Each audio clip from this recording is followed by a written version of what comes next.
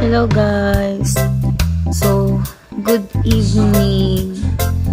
Ayan. So, kumusta kayo?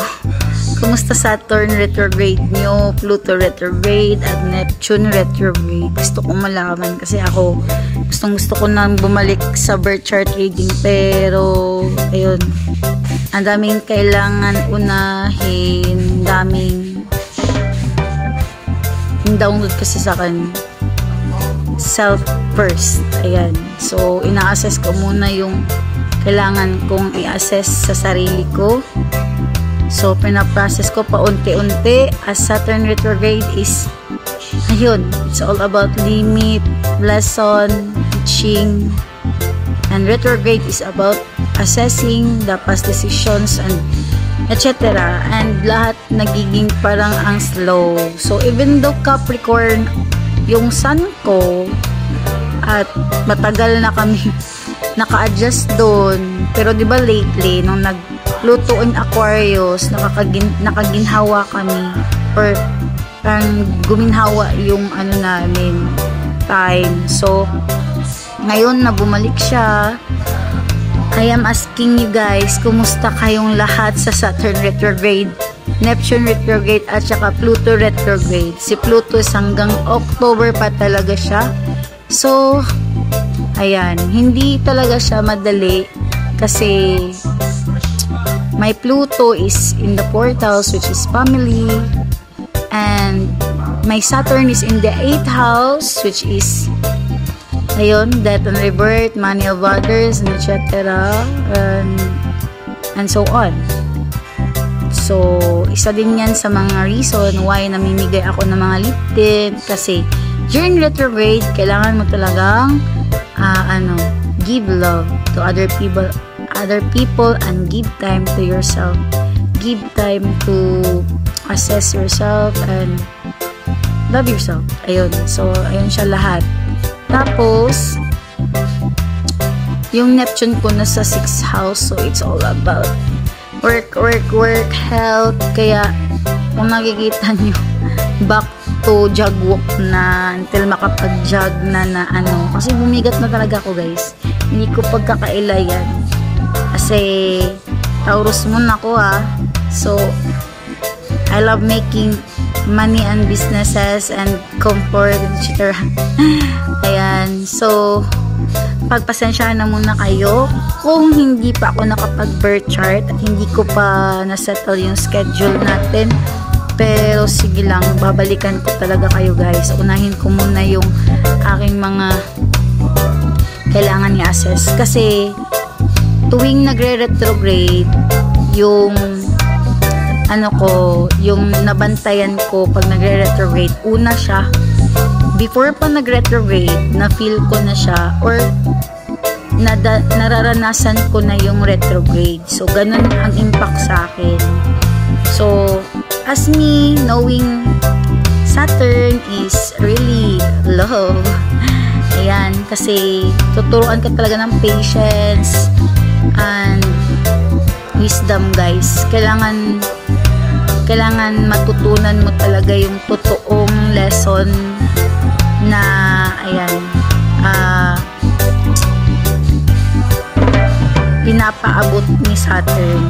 So Saturn is all about ano lang talaga, wag kang magmadali, i-process mo. So if naiinip kayo na hindi ko pa nagawa yung shadow work na video sa part 2 and part 3, pasensya na po talaga kasi lately, ayan, naging stagnant ako to the point na kailangan ko munang unahin yung mga kailangan unahin sa self.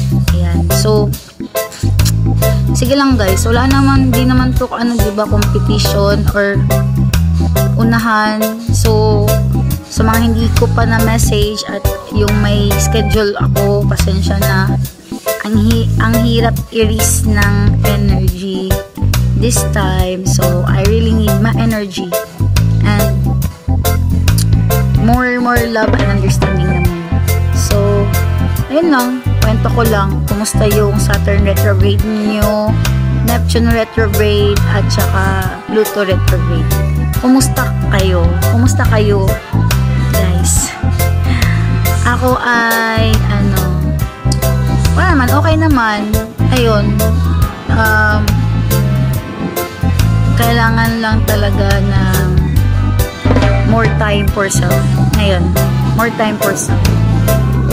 So, nagiging priority ngayon yung sa work ko, sa family, and so on. So, kailangan talaga natin mag-adjust and ano pa ba?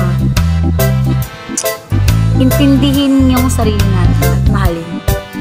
Yun yung pinaka. So, during Saturn retrograde, yung mga natutunan ko is dapat pag retrograde, dapat mapagbigay ka, pero setting boundaries with people na taking advantage to you. So, alam mo naman yan, mapipil mo yan at ayan, yan, nandyan yung intuition para turuan ka kung ano talaga or pakiramdam ka. So, dapat tumalas yung pakiramdam mo. At saka ayun, pray more deeper and talk more deeper to God. Ayun lang talaga ang pinaka the best. At saka more Anima Christi Latin song everyday. So everyday po talaga ako nag-Anima Christi. So I'm so very thankful kung saan ko to nalaman. Sa mga taong din, sobrang malaki yung pag-unawa. Salamat po sa inyo. Dun sa mga na-schedule ko ng birth chart reading, I will po, in time, babalik tayo. Hindi ko talaga hawak yung hindi ko rin expect si Saturn.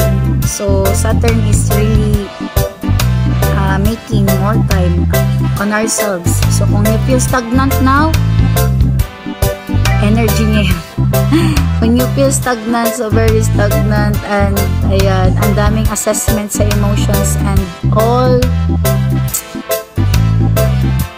kailangan yun kasi kailangan natin yung i-assess at pagdaanan at saka matutunan. So, don't focus on the stagnancy or pain or the emotions now, but focus on the big picture and the lesson of this. Kasi ayun lang talaga, kailangan mo i-enjoy yung every moment of your life. Kailangan mo maging grateful and kailangan mo maging ikaw yung dapat una na magmahal sa sarili mo at saka bago mo ma-attack yung mga dapat at para sa'yo or mga taong deserve. So ngayon is I will take time, enjoy the moment of stagnancy. So ayun, focus na muna tayo sa sarili. Hindi babalik ako for birth chart reading. Hindi ako magpa-promise kung when kasi nagsabi ako na June. Pero now, hindi ko in-expect to. So, I need to take care of myself first. And learn ko muna yung mga dapat i-process at saka so, mostly niyan, nauna kasi yung retrograde or yung pinagdadaan ko sa retrograde. Hindi naman siya negative, no? Pero, kailangan kasi yung i-process para hindi mo nabalikan or matapos yun na or matutunan mo yung lesson na yun. Kasi pag natuto ka, mag-a-adjust ka, mas maiintindihan mo ang mga bagay-bagay at mas tataas yung pasensya mo. Kasi pag alam mo or alam mo yung dapat or bakit nangyari ito. Kasi kung wala siguro si retrograde, walang word na retrograde or Saturn retrograde or astrology or whatsoever, siguro more on overthinking pa rin ako ngayon or unevolved pa rin. Hindi naman super evolved, pero ayan, at least na-work on ko yung shadow work ko na kailangan i-work on. So ayun po, babalik din in time sa birth chart reading. So ako po magme-message yung isa-isa. Thank you so much for the patience and love. Thank you.